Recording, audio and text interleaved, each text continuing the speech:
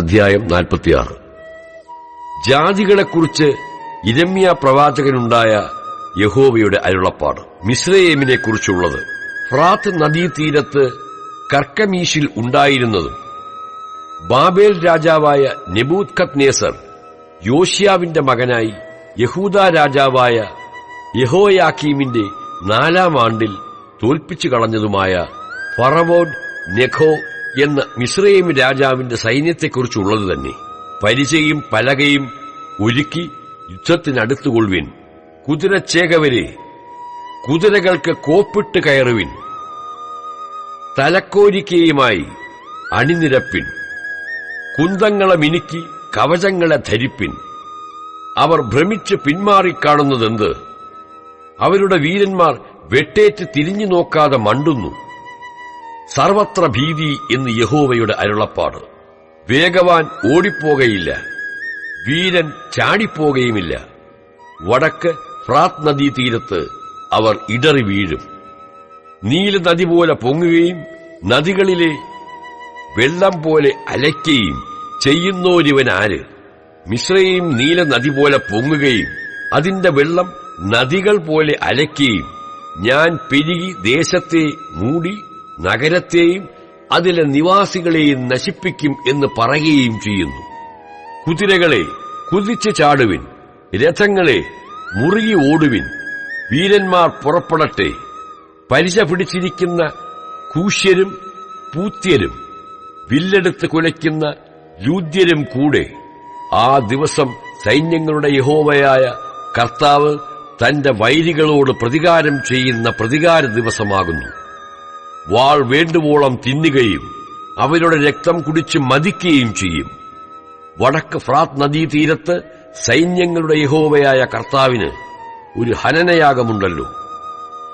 മിസ്രയീം പുത്രിയായ കന്യകേ, ഗിലെയാദിൽ ചെന്ന് തൈലം വാങ്ങുക. നീ വളരെ ഔഷധം പ്രയോഗിക്കുന്നത് വെറുതെ. നിനക്ക് രോഗശാന്തിയുണ്ടാകുകയില്ല. ജാതികൾ നിന്റെ ലജ്ജയെക്കുറിച്ച് കേട്ടിരിക്കുന്നു. നിന്റെ നിലവിളി ദേശത്ത് നിറഞ്ഞിരിക്കുന്നു. വീരൻ വീരനോട് മുട്ടി രണ്ടുപേരും ഒരുമിച്ച് വീണിരിക്കുന്നു. ബാബേൽ രാജാവായ നെബൂഖദ്നേസർ വന്ന് മിസ്രയീം ദേശത്തെ ജയിക്കുന്നതിനെക്കുറിച്ച് യിരെമ്യാ പ്രവാചകനോട് യഹോവ കൽപ്പിച്ച അരുളപ്പാട്.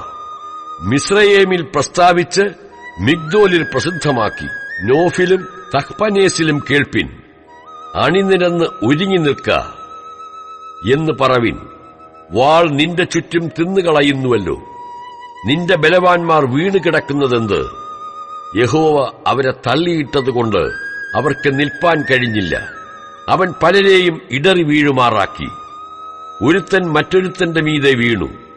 എഴുന്നേൽപ്പിൻ, നശിപ്പിക്കുന്ന വാളിന് ഒഴിഞ്ഞ് നാം സ്വജനത്തിന്റെ അടുക്കലേക്കും ജന്മദേശത്തേക്കും മടങ്ങിപ്പോക എന്നവർ പറയും. മിസ്രയീം രാജാവായ ഫറവോന് വിനാശം എന്നും സമയം തെറ്റി വരുന്നവനെന്നും പേര് പറവിൻ. എന്താണ് പർവ്വതങ്ങളിൽ വച്ച് താബോർ പോലെയും കടലിനരികെയുള്ള കർമ്മേൽ പോലെയും? നിശ്ചയമായിട്ട് അവൻ വരുമെന്ന് സൈന്യങ്ങളുടെ യഹോവ എന്ന് നാമമുള്ള രാജാവിന്റെ അരുളപ്പാട്. മിസ്രയീമിൽ പാർക്കുന്ന പുത്രി, പ്രവാസത്തിന് പോകുവാൻ കോപ്പുകൂട്ടുക. നോഫ് നിവാസികളില്ലാതെ ശൂന്യമായി വെന്തുപോകും. മിസ്രയീം ഏറ്റവും അഴകുള്ള പശുക്കിടാവാകുന്നു. എന്നാൽ വടക്കുനിന്ന് ഈച്ച അതിന്മേൽ വരുന്നു. അതിന്റെ കൂലിച്ചേകവർ അതിന്റെ മധ്യേ തടിപ്പിച്ച കാളക്കിടാങ്ങളെപ്പോലെയാകുന്നു. അവരും പിന്തിരിഞ്ഞ് ഒരുപോലെ ഓടിപ്പോയി. അവരുടെ അപായ ദിവസവും സന്ദർശന കാലവും വന്നിരിക്കയാൽ അവർക്ക് നിൽപ്പാൻ കഴിഞ്ഞില്ല. അതിന്റെ ശബ്ദം പാമ്പോടുന്ന ശബ്ദം പോലെ.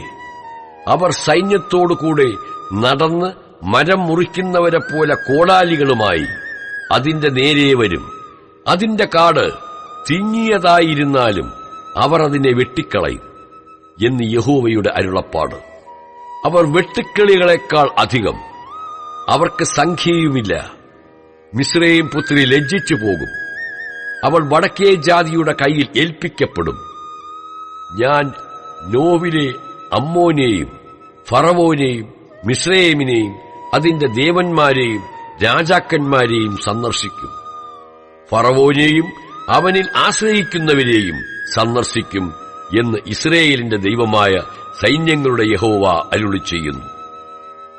ഞാൻ അവരെ അവർക്ക് പ്രാണഹാനി വരുത്തുവാൻ നോക്കുന്നവരുടെ കൈയിലും ബാബേൽ രാജാവായ നെബൂഖദ്നേസരിന്റെ കൈയിലും അവന്റെ ഭൃത്യന്മാരുടെ കൈയിലും ഏൽപ്പിക്കും. അതിന്റെ ശേഷം അതിന് പുരാതന കാലത്തെപ്പോലെ നിവാസികൾ ഉണ്ടാകും എന്ന് യഹോവയുടെ അരുളപ്പാട്. എന്നാൽ എന്റെ ദാസനായ യാക്കോബേ, നീ ഭയപ്പെടേണ്ട. ഇസ്രായേലേ, നീ ഭ്രമിക്കേണ്ട.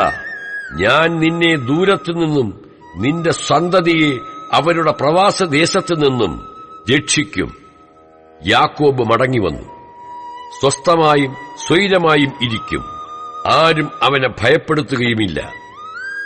എന്റെ ദാസനായ യാക്കോബേ, നീ ഭയപ്പെടേണ്ട. ഞാൻ നിന്നോടുകൂടെ ഉണ്ടെന്ന് യഹോവയുടെ അരുളപ്പാട്. നിന്നെ ഞാൻ ചിതറിച്ചു കളഞ്ഞ സകല ജാതികളെയും ഞാൻ മുടിച്ചു കളയും. എങ്കിലും നിന്നെ ഞാൻ മുടിച്ചു കളയയില്ല. ഞാൻ നിന്നെ ന്യായമായി ശിക്ഷിക്കും. നിന്നെ ശിക്ഷിക്കാതെ വിടുകയില്ല താനും.